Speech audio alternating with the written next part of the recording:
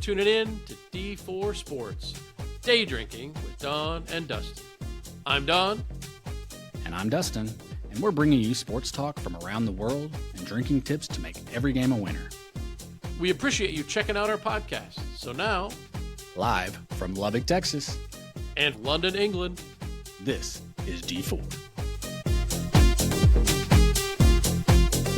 Welcome, everyone, to D4 Sports, episode number 93 of Day Drinking with Don and Dustin. I am Don. That there is Dustin. And for those of you watching on video, breaking YouTube again, you see Dustin's, what we would call that, gear? I guess we could just call it a hat, but. It is a hat, or merchandise, I guess. Merch. Since it's the only one out there right now, you know. The only one in existence. But lean forward, lean in so the audience can get a good look at that. That is a D4 emblem hat. Day Drinking with Don and Dustin. That's fantastic. Absolutely fantastic. It is, for sure. Well done, sir. Trying to represent. Yeah, well, I bet if we got those produced, you'd see those, I don't know, probably in our family's closet somewhere. I was going to say, only when I'm around. Anyway, how you doing this fine? It's May 10th. May 10th. Mother's how Day. are things? Well, in the U.S. it is. It is not in the U.K. We've already had Mother's Day over here. But yes, I suppose that is correct. Fair enough. A happy Mother's Day to all the American mothers. Yes, and no one else. Nobody else, especially the Brits. Oh, yeah. No. Yeah, we already had our day. We don't need another. They don't need another one. No. Oh, but it's a good day. Good morning. Yeah. Can't complain. Good. So, any tornadoes in them yet? You're coming your way or no? You guys good? Oh, we're good. Yeah, just good. Wind, and West Texas wind is never fun. So no. Yeah, we've got kind of a lousy day here. Yesterday, it was so nice. It was 20 degrees, 21, maybe even 22 degrees. Which I'm sure, as you know, means right around 70 and sunny. It was so lovely that I went and just laid in the park, listening to an audiobook for a couple of hours. Me and all of the other Brits who were within walking distance, it did seem, because there was a lot of them out there. No surprise. And nice. But just carved out your space and laid down, huh? Yeah, pretty much. Yeah, just sat. And again, I think I've said this before, but although it goes both ways. A lot of Brits, you just sit in the grass. You don't need a whole blanket and towel and the whole. You just sit in the grass. And I've always, Karen and I've always said you just don't see many Americans doing that. Right. But over here, it's extremely common. Frankly, people here, they just decide they want to sit down, they sit down. It's like, whether it's just the sidewalk, the street, not commonly, I suppose, but it's, it's not, there are some people who bring some chairs out and some people will bring a blanket. And obviously if there's like a family picnic or something, they'll do that. But also, as we are getting toward the end of school, certainly in America, right? You guys are your kids done or getting close to done, I suppose? Ansley will be done this week, and then the other two the next week. Yeah. So over here, of course, and I've talked about this some, they basically do kind of year-round school with what they call half term, 2-week breaks scattered around, and a 4-week break around Christmas time, and then another one. They do about 6 weeks from mid-July to September. Well, sorry. So there was I was in the park, and I see a whole group of kids that look to be late teenagers, right? 16, 17, 18 years old. And they're all out there and they're signing each other's shirt. And I was like, what are they doing? They all had on white short sleeve, button down shirts. And it was it's like their version of the yearbook. And they just everybody's signing the shirts. And I mentioned that to my wife. She said, oh yeah, we saw that last year. And I have no memory of that. So because, I am 54 and that sort of thing happens. But yeah. Speaking of signing shirts, mm-hmm. I kind of wish this shirt was signed and autographed. Why is that? Well, are you ready for this? I don't know. I already seen the hat. What do we have?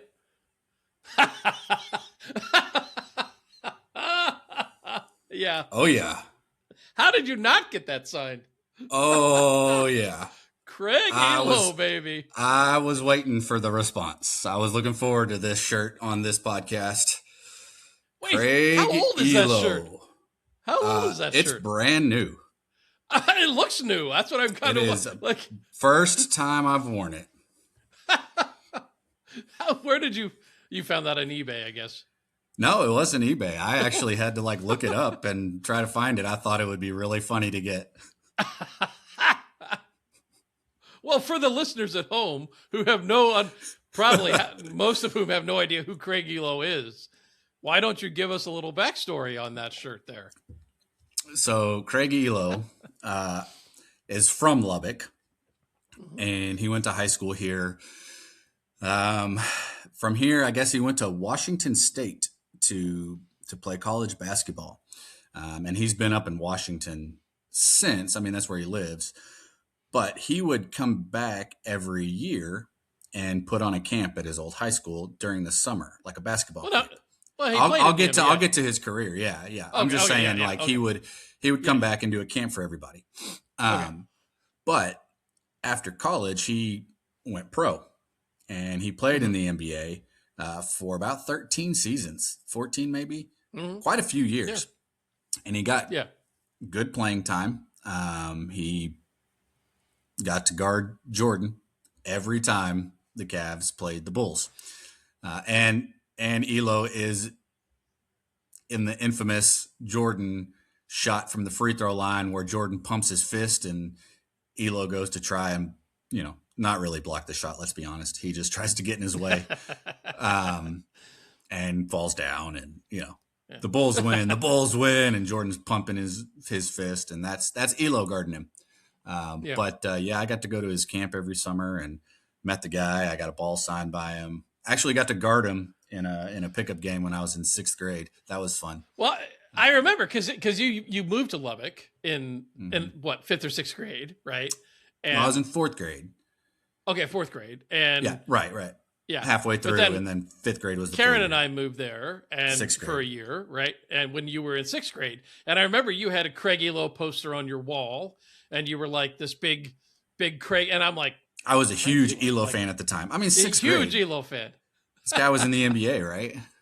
Yeah, that's awesome. Yeah, but the shirt, I was. And you made it great for me. I was trying to figure out how to bring the T-shirt into this, but your yearbook T-shirt you set the table. Yeah, that was great. That's right, man. That's right. Craig. Oh yeah. Elo. Craig Elo, baby. That's phenomenal. Well, you have set the table. Now let's get to the drinking part. Let's do drinks of the day. I'll kick it to you first. Why don't you kick us off with what you're imbibing? A little later for you today, right? This is a Sunday edition, a rare Sunday edition of D4 Sports. 9 o'clock. I mean, I still have coffee. Don't get me wrong. Yeah. I mean, it's still, right. But I guess it's early. Mother's Day. You could you got bottomless mimosas or something, or close. Okay, close. So I had Ansley pick out the 2 drinks for today. So the first one is, we'll go with Weird Yerba. I'm just going to say right now, this is going to be awful. I'm not even going to attempt to try to say this is going to be good, but she picked it out, so I'm going to drink it. The Weird Yerba, which I've had before. It's plant-based organic drink. What does that say? Drink Weird is what it is. So the flavor is Mystical Mint Yerba Mate. You can't really see it, but no, it's kind of getting a glare there, but that's all right. Oh yeah, Mystical Mint. Mystical Mint. Oh, it smells like gum. Mint. What is yerba? I don't know. Something organic, I guess. Yeah, probably, no doubt. Oh, that's not good. Not that really a lot of my drinks are, but Yeah.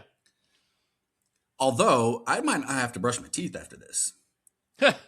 Yeah. This You'd be is minty fresh. There you this go. is, That's the kids. that's about the extent of that drink That's the kids' new strategy. They're like, you're like, did you brush your teeth? They're like, yeah, smell my breath. And they smell like a mint. You're like, oh, I guess you did. perfect. This next one is called Perfy. The perfect soda. It is the flavor is Dr. Perfy. I don't know. Pear Okay. something. And something. But with ashwagandha. Oh, ashwagandha. So I guess it's pear, but Perfy. Give me a second. All right. Let's go ahead and we'll get the drink in. Oh, hello. Product placement all over the place. What? In the what is product in placement? the koozie, I have no idea. The D4 koozie. Ladies and gentlemen, if you're not watching this on video, you need to. Yeah, and presumably we could even make some of those to ship to anybody should they actually want one. But The cool thing about this koozie is on the back are magnets. Okay. So you can throw them on your fridge when you're not using them. All right. Or if you're at a tailgate, the poles that are for the coverings, that hold the covering up or whatever, you can stick it on that and they're strong enough to hold it with the drink in it to where you don't have to go set it down on a table or anything like that. There you go. Or if you're driving, you could just stick it to something metal in the car. That's exactly right. Just have them placed all around. There you go. Driving. Get your multiple koozies. Well, all right. Now that I've merged it up, we'll throw the drinks to you. Yeah. Okay. Well, so Karen and I last weekend, we did what we came to figure out was like the ultimate sort of British getaway, which is we went down to Costa del Sol on the southern coast of Spain, right? So we flew into Malaga, and basically Costa del Sol is from Malaga all the way down to Gibraltar. So right on the very southern edge of Spain, right on the Mediterranean. Apparently, and it really is about like Panama City Beach for British people, right? And anybody who lived in, especially St. Louis, I mean, we went for 11 years, so we were totally a part of this. We went down to Florida, down to the Gulf Coast for spring break, and half the people we saw were from St. Louis or Wisconsin or Illinois. Like everybody in the Midwest just goes down to the Gulf Coast. So there weren't a lot of people there on this trip, right?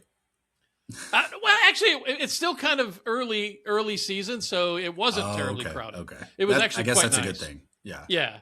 But so we were in Spain, and so we had some. So I got some Spanish drinks, I got some sun. You maybe see for those watching on the video. But I thought I'd start with first off. I have two things. The first one is something I had while I was there. This is the Estrella Damm beer. That's not a swear word. DIMM from Barcelona. It says, and a nice little lager de Malta y arroz. So maybe some rice in there. Looks like a lager. And it's good. Yeah, it's a really nice. You can find it sometimes up here in pubs in the UK. So that's nice. But a nice crisp beer for a nice cloudy, cold Sunday afternoon. But the second drink I got, and I have another one that I'm going to bring out next time. But I got this one first. And so this is sangria. Mm-hmm. A little red wine sangria. Sangria is like a fruity drink made with red wine and fruits. And you see the little, like, it's not quite a sombrero. It's like a bullfighter's hat that they put on top. But even better are the castanets that they include. They dress it up for you. So I saw that and I was like, well, I got to get. Now they had others that were more curiously shaped, but the shapes. Which I was anticipating making viewers. This would have been the perfect one to make people go and watch at least 5 minutes of the video. Well, I think this is enough of a draw here, this little guy. The other one. It is a draw. The other one. The other one might have gotten us flagged. Let's say it was anatomically I guess, correct. But anyway, and there was a lot of those, which was curious. We were quite struck. Well, it depends on how many ounces you got for the anatomically correct part. Well, that's true. That's true. So anyway, I'm gonna pour my little sangria over some ice here, and I'll have a little bit of that to go with it.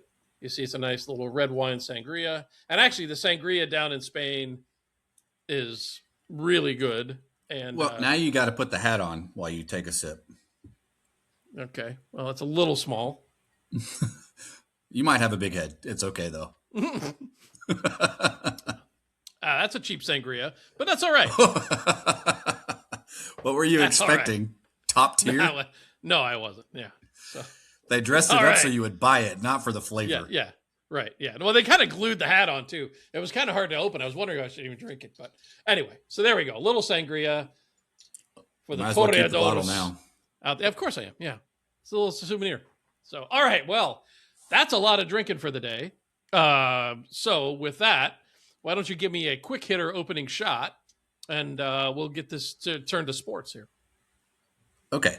Have you ever heard of Bobby Orr? Oh, yeah. Number 8, right? Okay. Good. Yeah. Bobby Orr was born in 1948. Okay. He made his NHL debut in 1966. Okay. 18 years old. Young, but yeah. He retired in 1978. 12 year. Yeah. Okay. He was pretty good. Yeah. He was one of the greatest ever. Yeah. Exactly. And I know he's one of the greatest ever because I've heard of him. Even before doing anything sports-wise, I've heard of the guy, right? Sure. He was so good that the year after he retired, he went into the Hall of Fame. Huh. Nice. Okay. Didn't know that. Yeah. Yep. So born in 1948, debuted in the NHL in 1966, retired in 78, Hall of Fame in 79. So 1948 born, Hall of Fame 1979. 31 years. That's young. Yep. Ready? Gordie Howe. Also one of the greats. Made his NHL debut 1946. Okay. 2 years before Bobby Orr was born. Yep. Retired in 1980. The year after Bobby Orr made it into the Hall of Fame. What's that? 32 years? 33 years? 34-year career. Good gracious. How do you play hockey that long? 1946 to 1980. And I'm not saying that hockey is not a contact sport because it is very much one of the biggest contact sports, right? Absolutely it is. But back then, protection. They wore helmets. Yeah. And I couldn't imagine. Like Ovechkin's playing for a while, right? Yeah. But he didn't play from 46 to 80. No. So Gordie Howe started 2 years before Bobby Orr was even born. Yeah. That's wild. How's that for an opening shot? Look at you getting into the hockey. I mean, branching out, that's phenomenal right there. I know. I do what I can sometimes. Yeah, well, every now and then. Let's see. I got two. This is a quick one. College baseball. And I just saw that. I don't know if you saw this clip. There was a baseball game between Mizzou and Vanderbilt just a couple nights ago. It was so foggy.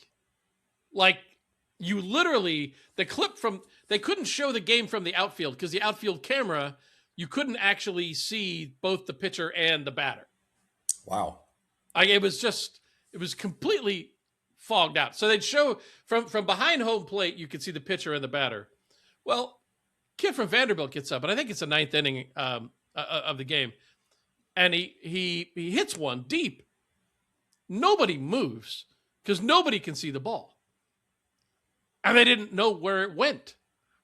According to the track man, like the statistical analysis thing, right? They had the bat speed and all that. They said it went 379 feet and it was a home run, but the umpires called it a ground rule double, claiming that it bounced in the outfield and then over the fence, but there's no video to actually see it. You can't even actually see. Like the right fielder kind of drifts over and I don't know, and then he waves his hand and they're like, and they called it a ground rule double. And then they actually called the game, although it was like the 9th inning. So I don't know why they stopped and why they played that long, but I've never seen a fogged in baseball game before. That foggy, they could have just put a ball in the outfielder's glove and just had him have it in his glove. They could. And then just thinking maybe at some point it was going to be hit to the outfield. Yeah, I mean, I love watching it. I'm like, this is dangerous. This is a really dangerous game to play. I mean, there's no way, especially the outfielders. You can't see a ball coming at you 100 miles an hour, especially the velocity off the bat.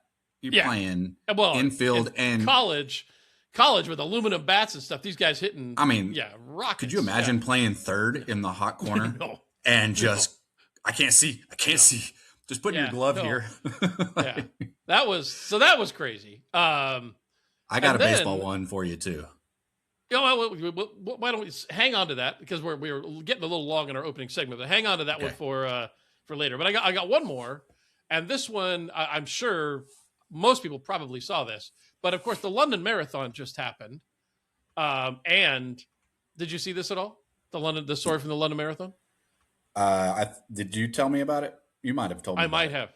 Sebastian Saw, spelled S-A-W-E, ran the marathon in 1 hour, 59 minutes, and 30 seconds, becoming the first ever person to run a marathon in under 2 hours in an official competition. But get this. He beat the previous record, by the way, had been 2 hours and 35 seconds. So he beat it by more than a minute. But second place was Ethiopia's Yomif Kjelcha or something. I can't. It's spelled Kejelcha. He came in second. Guess what his time was? I mean, I know it's sub 2 hours. 1:59:41. So he's ran the second ever sub 2 hour marathon and lost by 11 seconds to finish off the London Marathon. But sub 2 hours. I thought I had it in my notes, but I don't. But I checked the time on that, and that is like 4 minutes and 25 seconds, or like 4 minute and 30-second miles, 26 in a row. It is just insane that anybody could run that long. And basically the London Marathon almost shuts down the city here because it's just crazy, and how much it goes. And most marathon, I don't know if you've ever been to a marathon or a half marathon. They usually send the runners off, at least in the U.S., at like 6 a.m. or 7 a.m. It didn't even start here until like 9. And the last group doesn't still done before lunch, apparently. Well, the group doesn't. Yeah, well, if you're that guy. I mean, the last runners don't even like start running until like noon. And it goes until like 8 o'clock. The whole thing does. And it's all over throughout the central London. It's a pretty cool event. If you don't mind traffic and a bunch of annoying runners flooding the pubs, but whatever. Just get there early.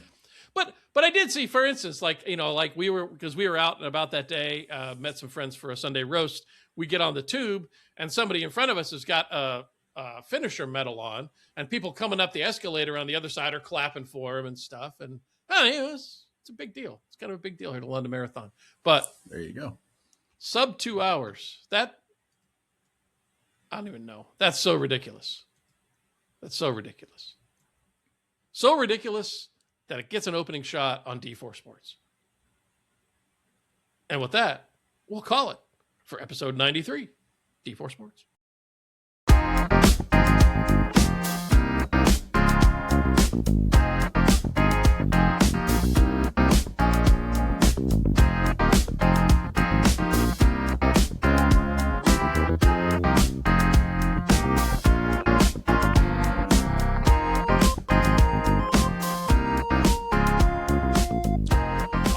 Back at you on D4 Sports episode 93, Day Drinking with Don and Dustin. And once again, happy Mother's Day to all of those moms who are Millwall fans. And I know you're out there.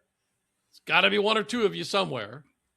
And Probably you're not probably listening, not listening. but Yeah, you never know. They might be. So here we are, Dustin. When I was in Costa del Sol tracking the last game of the season, that Millwall did what they had to do and won. But Ipswich, of course, won also, and has, since we got that draw with Leicester and couldn't put that second goal in the net, we ended up 1 point out of automatic promotion. Ipswich and Coventry get the automatic promotion to the Premier League. We end up third, so we're in the playoffs. 2-game set against Hull.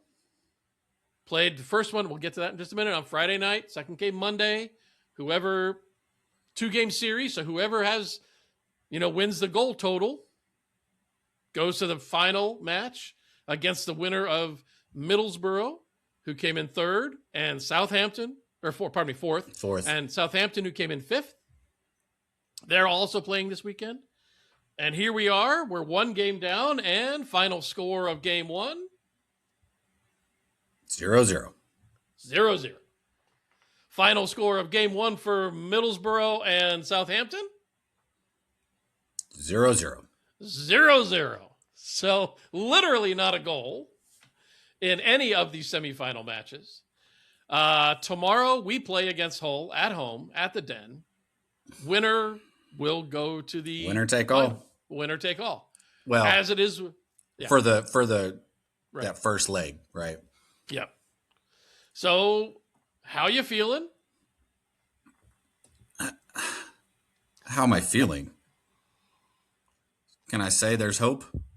Am I allowed to say that on this podcast? You can. I would feel more comfortable if this season we didn't do better on the road than at home. Exactly. Right? Yeah. Because in most sports, you want to play that home game. You want, and we're going to have the fans behind us. I guarantee you, like, that place is going to be jam-packed. Yep. So I want to say, yes, let's, that there's hope. Yeah. I don't know, though, because we played decent the other day, but we just couldn't put it in the back of the net. Well, we did once. Well, and they called it back. And that's a tough one. That's a hard one to swallow for everybody. Even the announcers were like, oh, he's offside. They're like, wait, no, it's not offside. I guess they called a foul. And yeah, Kramer pulled the guy's shirt, but the other guy pulled him. But that guy pulled Kramer's shirt too. It was, even the announcers were like, that's both ways. That should be a no call. And that should have been a no call. It probably should have been a no call. I didn't watch it live, and I'm not, an expert in football by any stretch and so I'm not going to go, but you watch it in real time, and you watch it live, and you watch the replay, and you're like, you grabbed his shirt, but it wasn't, it was not a one-way street there. That's probably not called 75% of the time.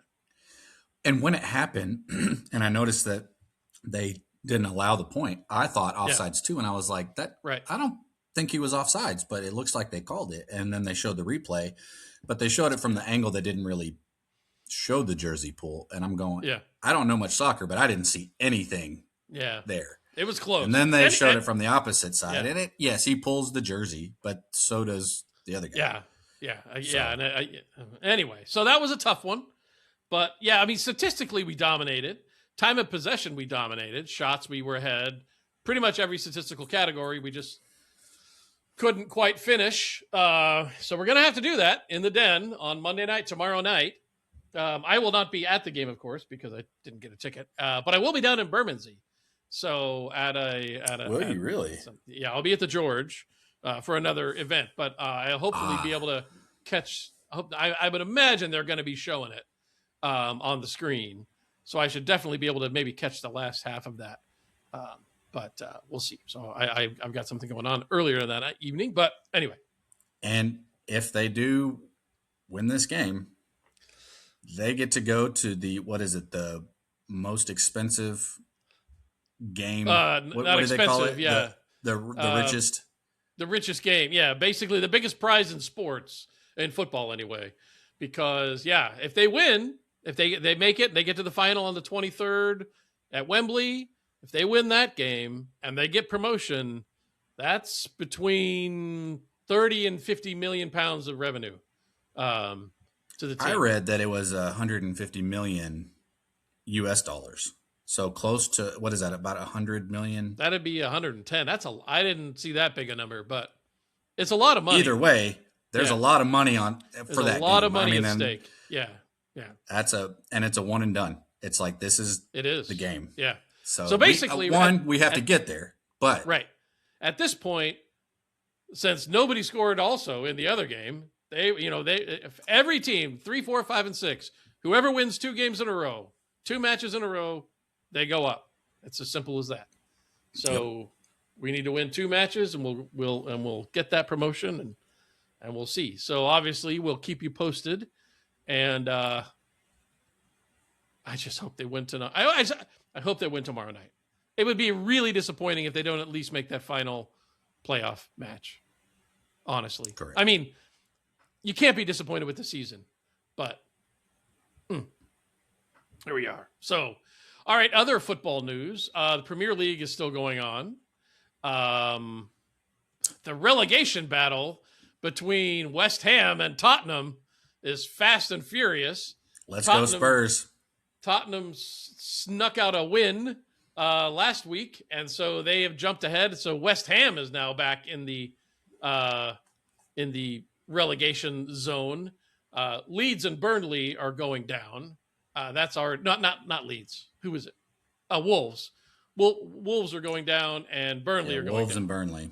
They're both definitely going back. So, but Tottenham. I mean, I was reading some of the stats. I mean, Tottenham has been in the Premier League every year that it's been in existence. They're one of these so-called Big Six, along with Man City, Man United, Liverpool, Chelsea, and Arsenal, right? And Tottenham. Although Tottenham really hasn't had the success of the others, but they have literally arguably the nicest stadium in all of. That's where all the NFL plays half their games over at Tottenham, and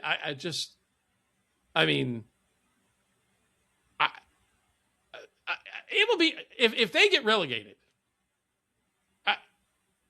You talk about the financial boon for Millwall if they get promoted. The financial hit to Tottenham is going to devastate that club because they owe like $1 billion on that stadium or something. I mean, maybe not that, but a ton of money on that stadium and their payroll, and they're not going to get that kind of revenue on the championship when they're traveling to QPR on the road, or they're traveling up to Hull or over to Wrexham. City, yeah.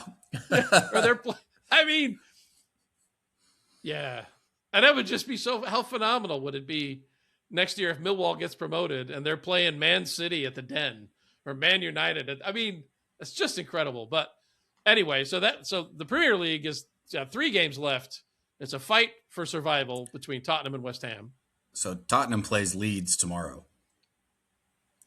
Mm-hmm. West Ham plays Arsenal. Yes. In about an hour. Yeah. Well, and for those who don't know, Tottenham and Arsenal their stadiums less than 2 miles apart. They're both North London teams. They're very close to each other. They don't like each other. And so then, like Arsenal, I saw this clip, like Arsenal's like, who do we, they were looking like West Ham fans, like trying to figure out who do they root for Tottenham and Arsenal, because those are all big sort of Northeast London teams. They all hate each other. All their fan bases. It's kind of like a time when the Patriots fans are rooting for the Jets or something. I don't know, or the Raiders fans rooting for the Chiefs, or pick your rivalry. But Premier League is also still going on. I have opened up a sizable lead on you at this point. You have. I'm still in 4th place. I'm at 1,926 points. You've slipped to 6th, down to 1,848. So I'm 80 points up on you. I am 55 points shy of Olajix. So I saved my card. So I was able to play a bunch of Man City guys and a bunch of Crystal Palace guys who both have 2 games this week. So I'm going to really outscore him, and I got a shot at third place at this point. Well, there you go. Sammy's way out front at 21-50-42. He's going to win it. Second place is 2031. He's got a 110-point lead. Then 1981, 1926. I would have to go through the roof the last few weeks to somehow get to game changers at 2031. But you'll never know. You never know. It's still possible. But I think I have locked it up against you at least. Oh, for sure. This season in the Premier League. So there is that. Yeah, not a whole lot of other default. Oh, I have one other good football story. This comes from the Czech Republic. Did you happen to see this story last night? This just happened. I think it was just last night. Then no. So the Czech Republic league, all the football leagues are finishing up the regular season, right? And again, there's no playoffs. It's just if you win the season, you win, right? So they're playing, and there's a team, Slavia Prague, who is in first handily and is going to win the league, and had a chance to lock it up last night against Sparta Prague, who is another team, obviously based in Prague. I don't know where they stand at the table, but Slavia Prague is winning 3-2 in stoppage time, right? So it's like they're like the 5th minute of stoppage time, right, out of 6. So they're like a minute away from league title. And apparently the referee blows the whistle to tell the goalie to kick or something. Maybe he was stalling. The fans thought that was the end of the game. Oh, no. Yeah. Oh, yeah. And so they stormed the field. The Slavia Prague fans break down. I can't remember they call it like an intrusion or something. There's a really nice word they use here in England for it. I can't remember what it is now. I didn't write it down. But they come breaking out on the field, and they got flares. How they got flares into the game, I don't know. But they're hucking flares around. They're throwing them at the stands, at the other fans. There's a big net in the way, so they can't hit each other. They're just throwing them at the net. But they're literally hucking flares. People, I mean, it's madness, right? And so, but the match isn't over. The referees can't get anybody off the field. And so they just abandon the match. That's the term they use here. They just call it. They say, nope, no game, 0-0. No league title. It's over. They wiped it off. So Slavia Prague had a chance. All because of their fans. All because of their fans. So people were arrested. I mean, it was not good. So, yeah. That's crazy. The joy of sport right there. So it's not just British people who are bad sports when it comes to football. All right. Nottingham Forest just tied Newcastle at the 88-minute mark. All right. Nice. I got one more here. And this isn't really, this is almost a last call, but I've got several good last calls, so I don't want to give this one away. But baseball, of course, is, we're now getting into the season. Everybody's finding their groove. Teams are starting to, have all the opening days over. So now they got all the different incentives to try to get people in, right? All the giveaways and stuff. Well, the Cincinnati Reds have something, and I don't know how they calculated this, but they give away free pizza if the Reds strike out 11 batters in the game. And it's the 9th inning of the game. The team's got 10 strikeouts. There's one out in the 9th, I think it is. Pitcher's got him, 2 strikes. He comes in, he throws it. Umpire calls it a ball. Catcher challenges. Strike. Everybody gets free pizza thanks to ABS. There you go. So replay is coming through even for the fans, not just for the for the batters, but thanks to ABS, Reds fans got free pizza. So, no reason to complain about the replay system in baseball. All right. Especially anything else Cincinnati. for D4 business? No. All right. That'll be it for episode 93 of D4 Sports.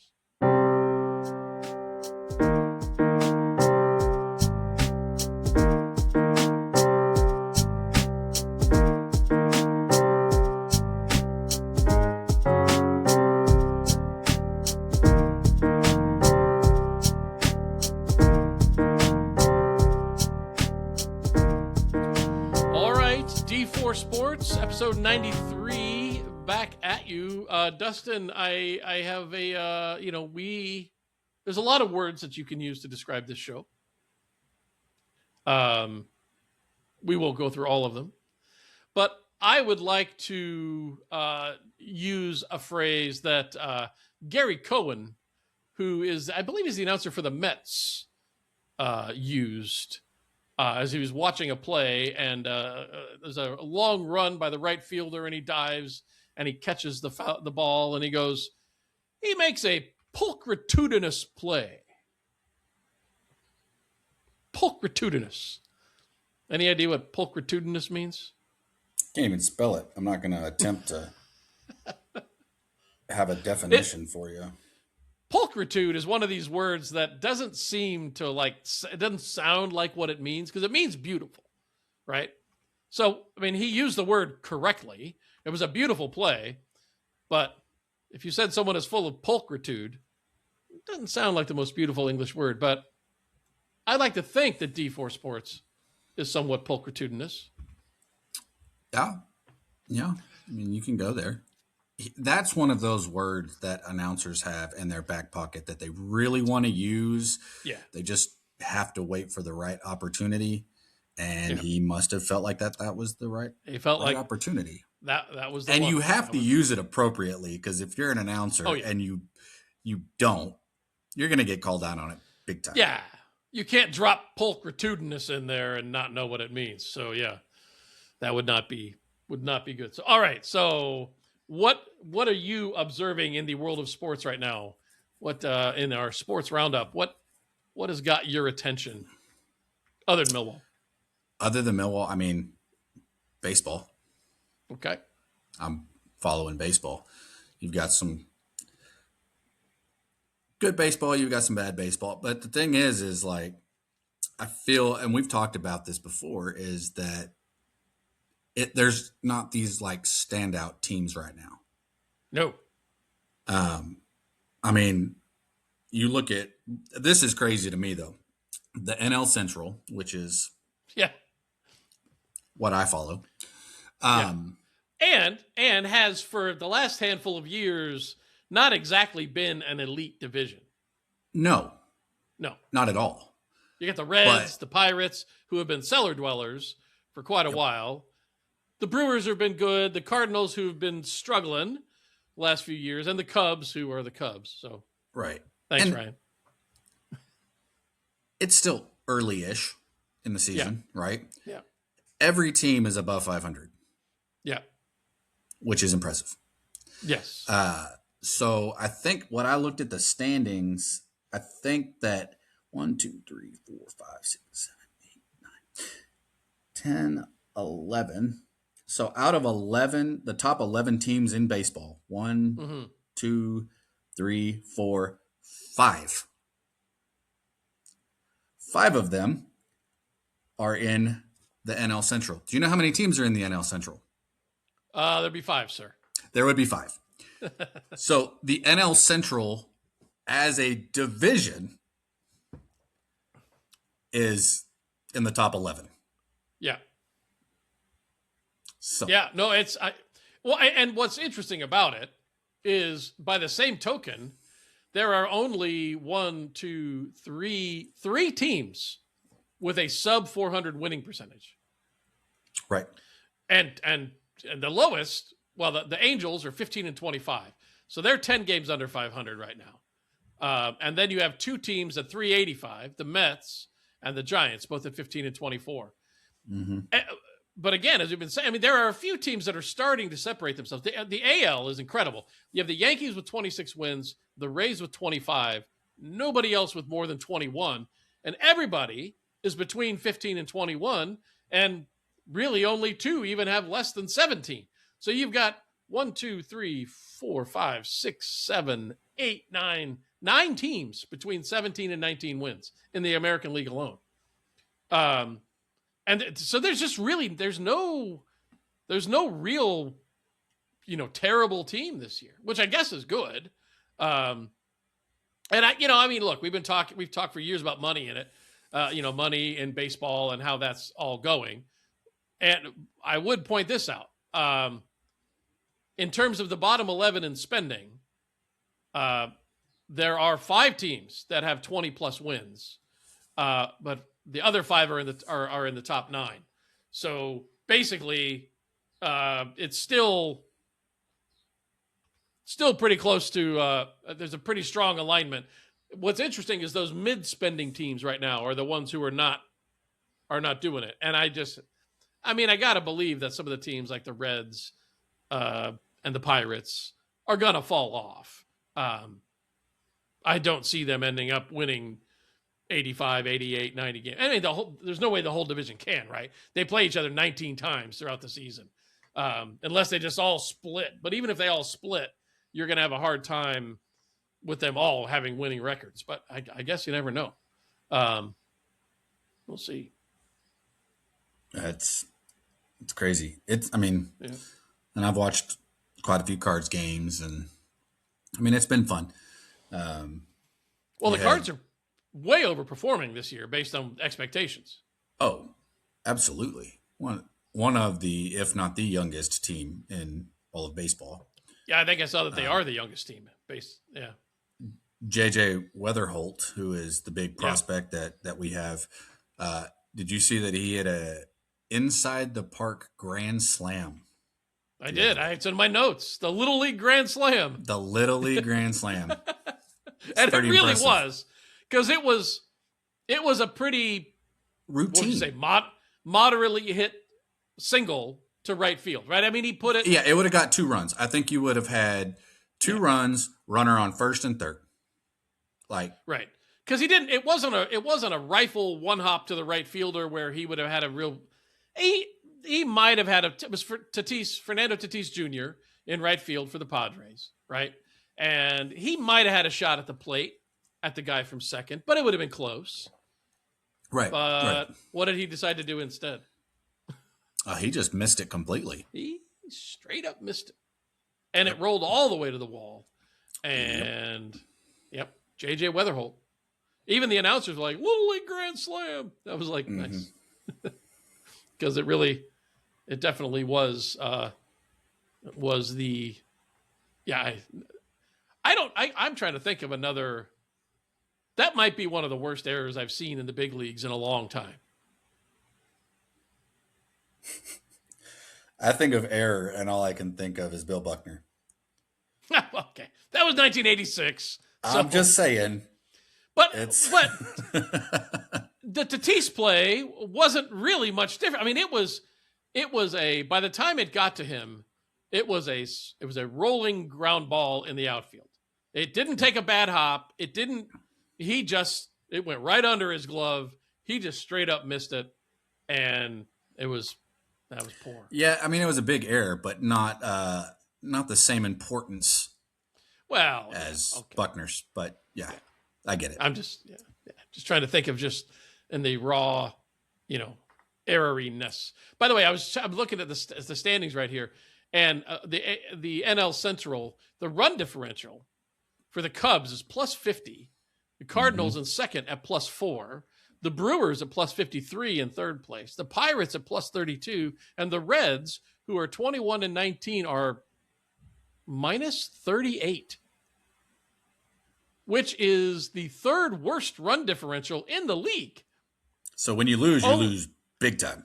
The Giants at minus 49 are the worst, and their record is 15 and 24. The Orioles are at minus 42, and their record is 17 and 23. And then the Reds, who are 21 and 19, are at minus 38. So that's almost Millwall-esque.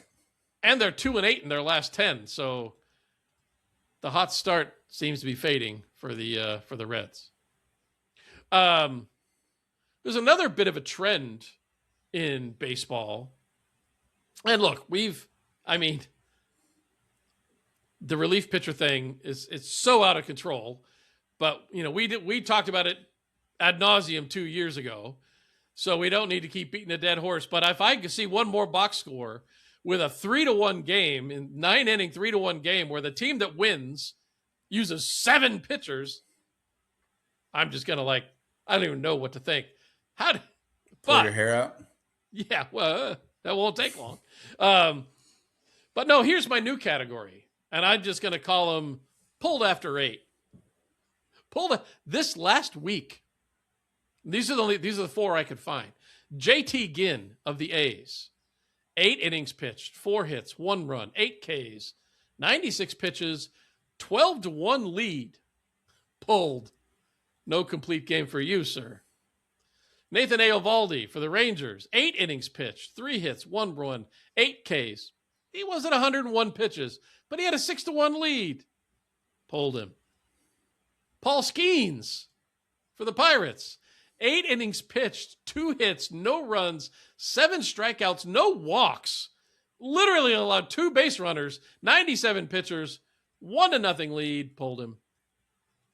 And I can't remember his first name, but Sanchez for the Phillies, 8 innings pitched, 3 hits, no runs, 10 strikeouts, 1 walk, 97 pitches, a 9-0 lead, and they pulled him.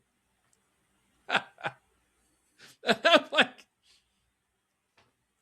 I guess you got to get through 8 innings and 85 pitches at this point if you want a complete game. Oh, for sure. It's just incredible. It's just, I mean, I don't know. It clearly does not matter to managers whatsoever. And this magical 100 pitch threshold, which has demonstrably done nothing to stop injuries or lengthen people's careers or even improve pitching, is such the golden calf at this point in the big leagues that I don't even know. I didn't check the numbers, but I think we're still at 2 complete games for the year so far. And that's probably just because the manager forgot to pull him. Yeah, well, and the one was only 8 innings, so there's that. But, true. Yeah. All right. So baseball's underway. Long season. They're only 40 games in at this point, 40 games in, so long way to go. Other sporting news. Did you watch the Kentucky Derby? I did not watch it, but I got the results. Yeah. Well, I take it back. I saw a replay. That was impressive. Okay. Yeah. I did see the replay. Horse comes from all the way at the back of the pack, right? Yes. Dead last to win it. I actually did not write down the name of the horse. Golden I had Tempo. the name of the Golden Tempo? I think so. Okay. Yeah, I think you're right. Golden Tempo. I wrote down the trainer's name because Sherry DeVoe is the trainer, and this is wild to me. Sherry DeVoe is the first female trainer ever to have a horse win the Derby. Oh, actually, I do have it. It's Golden Tempo. I just didn't capitalize it in my notes. But I get it. It's a male-dominated sport, I suppose. But this is the 150th, 160th Kentucky Derby? The first female trainer? That's wild. But, of course, Golden Tempo, Derby winner, not going to run the Preakness. Did you see that story? I didn't. And apparently, this is becoming a thing now. Last year's winner, and I don't have their name, didn't run the Preakness. Apparently, 6 out of the last 8 horses that won the Kentucky Derby did not go on to run the Preakness. That's because crazy. they're only 3 weeks apart, or 2 weeks apart, really. So the Triple Crown, the Kentucky Derby, the Preakness Stakes run at Pimlico in Baltimore, and then the Belmont Stakes run at Belmont Park in New York it's 3 races in 5 weeks. That's the Triple Crown, right? We went from 77 in Seattle Slew until California Chrome, or American Pharoah won it in 7-8 years ago, right? Maybe 10 years ago now. They had a 35-year drought. Well, Now you have people starting to say you have to move the races farther apart because we have load management on the horses. We need a relief now look, horse. Yeah, I will be the first to say I know nothing about training horses. And I have known people who are big horse lovers who really hate stakes racing. They think the horses are not treated properly. I know there's a lot of regulations about it, about safety, about, all this sort of thing. But then, of course, you go over here in the UK, they talk about that too. And then they run them out in the Grand National and have the ambulance tracking around to help them. But it's purely money, because the bottom line is anybody wins a Derby, that horse is now worth tens of millions of dollars because it will stud out, right, to all the other horses. And the claim is that it's hard on horses to turn around and run again 2 weeks later. And so they, there's calls to move them farther apart because the sport has changed. What do you think? I mean, I know you're not like deeply invested in horse racing, but I mean, that fundamentally changes the whole concept of the Triple Crown, which has been around for 100 years, right? As the benchmark of what a great racehorse in America is. I mean, I don't know enough to have a say in it, but I mean, what would it hurt to move it back just a little bit? Yeah, I mean, obviously the argument becomes that just becomes easier on the horses, right? It's just easier to do. Right. I mean, I don't have any claim or stake or anything in any of it, so I wouldn't know what that would look like financially or anything like that. But well, financially, it'd be bigger, right? Because the only draw for the Preakness and the Belmont is people to see a Triple Crown shot, right? And now when everybody knows that the guy who won the Derby is not even running, I mean, look, your true horse lovers and horse racing lovers are going to watch and going to tune in, but it's just not the same. No, it's not the same. So I don't. And again, I mean, look, if it really is a horse health thing, fair enough. But I mean, they've been doing it for 100 years, so it strikes me that we got a pitch count on the horses now, I guess. Well, safety first.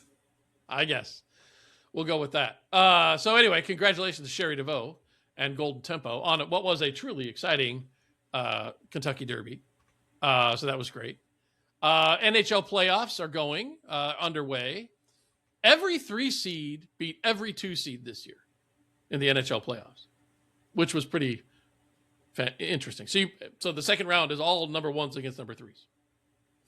So, and at this point, the Colorado Avalanche and the Carolina Hurricane, the 2 best teams, look like they're on a collision course for the Stanley Cup Finals. So we'll follow that. Segue to the NBA Finals.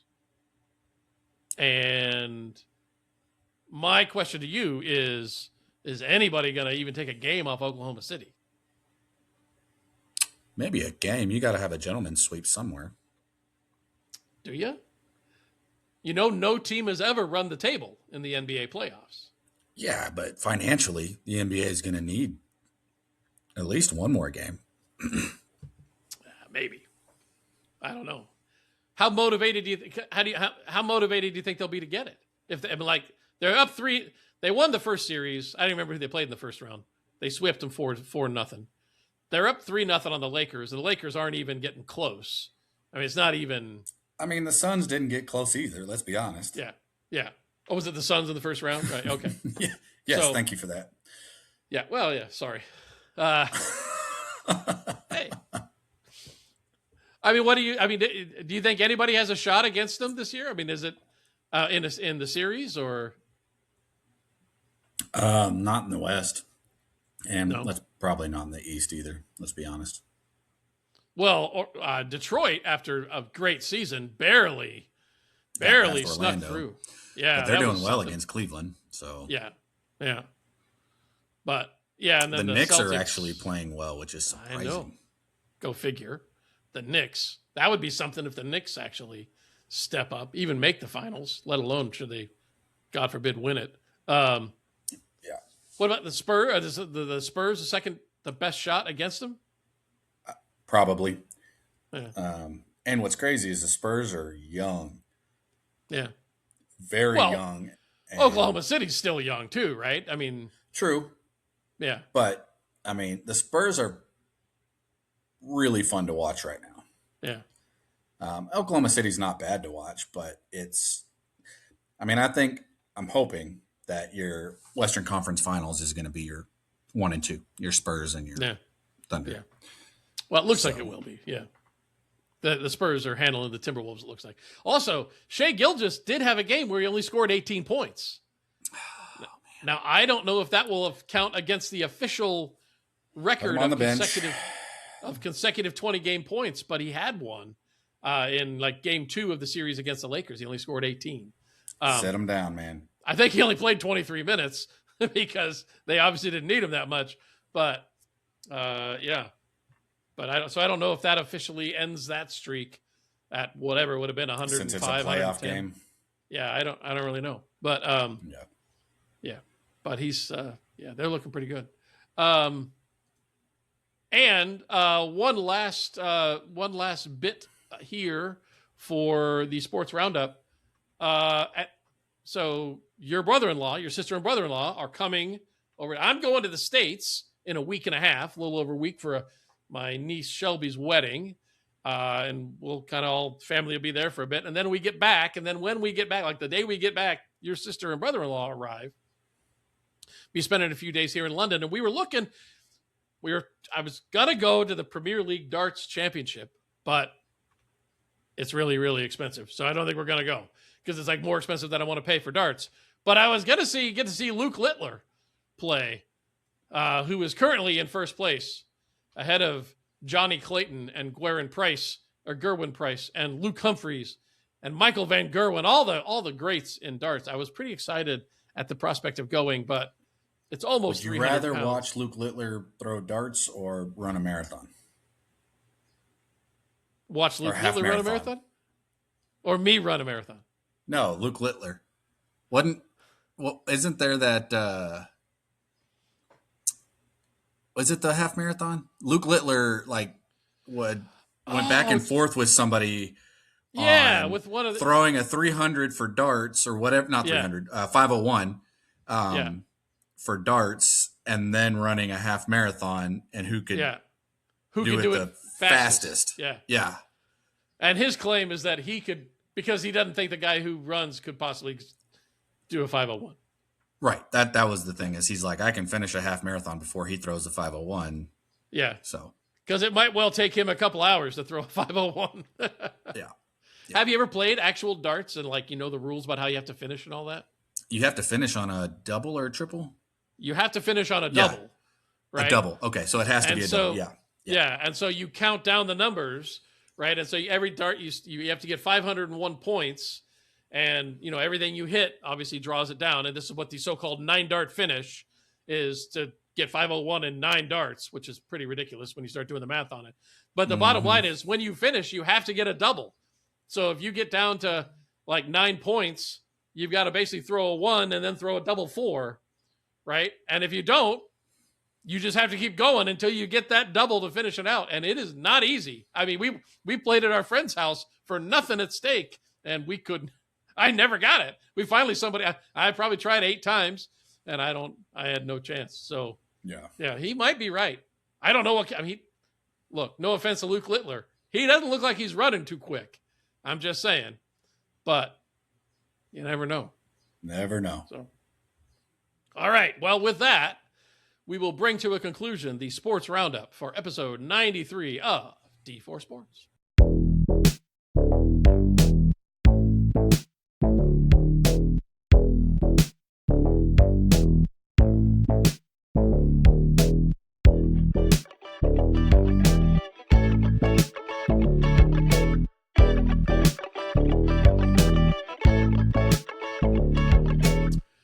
Time to bring it home on episode 93, a Pulchritudinous episode of D4 Sports, if I do say so myself. I mean, look at that face. Look at your face. Did. I know. I mean, that's I mean, this together. I was talking to my wife today. Pulchritudinous. I asked my wife, I was like, hey, look, we got, X number of views. I won't say the number, but, there was a lot of views, more than a handful on YouTube. And she's like, well, did you look good? I'm like, well, no, it's us. I'm like, she's like, what's up? I'm like, look, anyway, enough said. But ladies and gentlemen, there is something worth watching. If you're just listening and you're listening on audio, we thank you for getting this far. Do yourself a favor, pop into YouTube, check out some of the early highlights. There's definitely some visual stuff, at least in the first segment, that is worth your time. That's right. And you can look at these two pulchritudinous faces. Hello. All right. Last call, Dustin. Bar's getting full. He rang the bell. What do you got for me?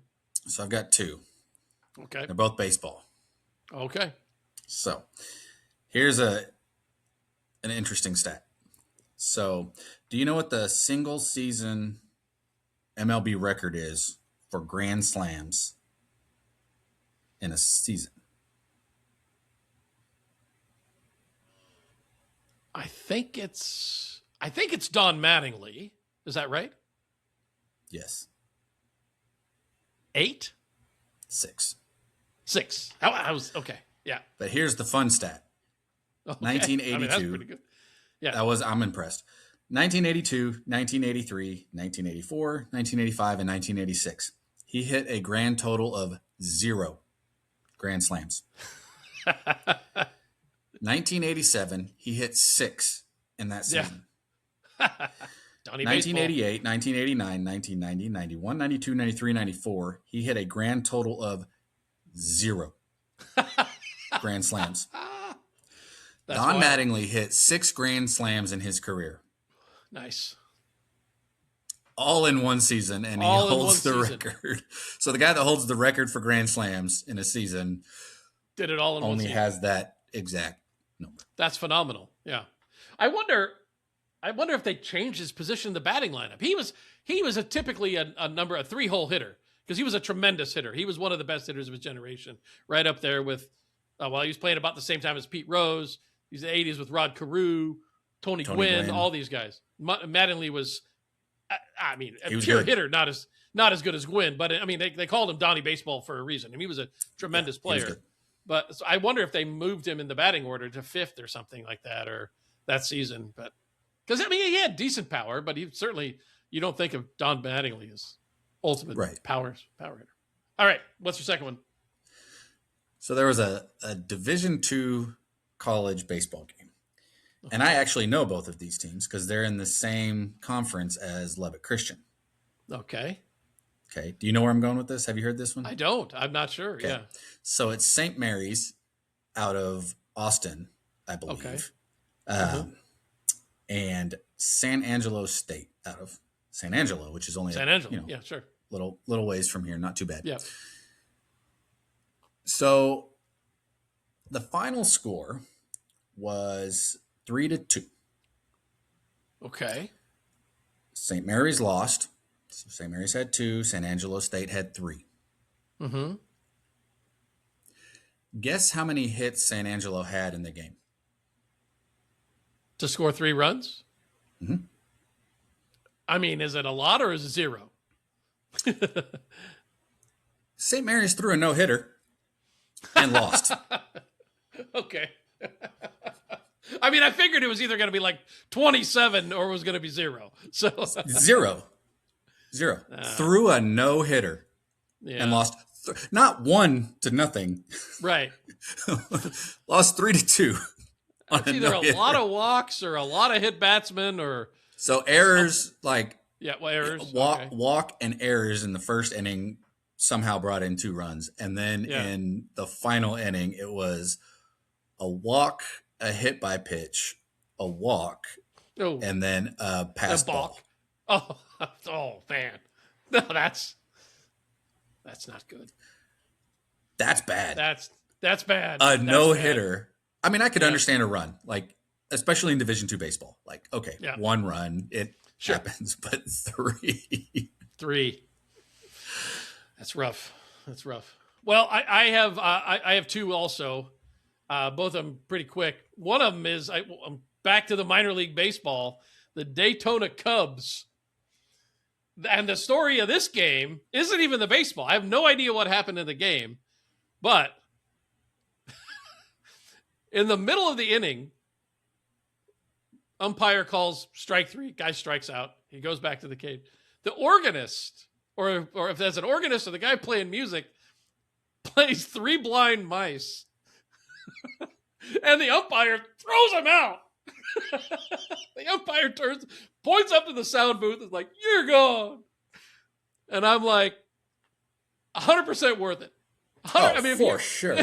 If you're going to get tossed, that's how you go out. So That was phenomenal.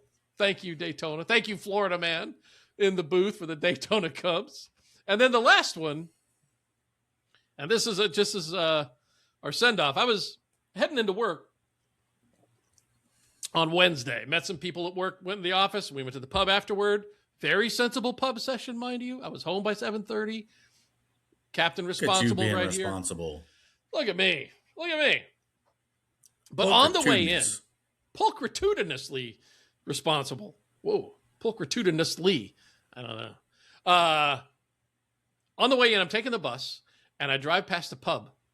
And there's 2 signs on the door that makes me really want to go to this pub. It's called the Green Man Pub on Edgeway Road. First one, lunchtime pints, £4.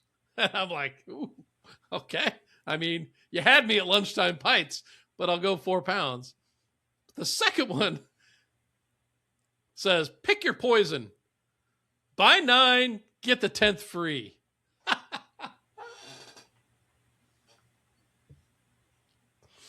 And I don't know if that's like you get like a punch card, and so it's like 9 over time, or if it's like 9 tonight. Probably 9 tonight. Pick your poison, baby. Yeah. I think the At Green lunchtime. Man might, yeah. But see, now you wouldn't do that because you're only saving £4. You got to do it at night. Anyway, the Green Man might be the official D4 pub now. I've never been there. I have no idea if it's any good or not. But Well, pick your poison. pick your poison. And with that, I think we will call episode 93 closed. Any last words? Any more swag to show off? No more swag. And I think word-wise, we've used a big one a few times this episode. So Multiple I got nothing times. else. Yeah. With that, good listeners and viewers, I should say, not just listeners anymore, but viewers also, flooding the YouTube circuits, blowing up the platform. We thank you. Keep it up. Give us a like, give us a listen, give us a follow, give us a share, all that stuff. If you want some swag, reach out. We can see what we can do. Probably figure out a way to make that happen. But until next time, ladies and gentlemen, D4 out. D4 Sports is brought to you by Don and Dustin and by our sponsors, Sports and Day Drinking. Special thanks go to Trey Klein for providing the music behind D4 and all our friends and family for supporting us throughout this effort.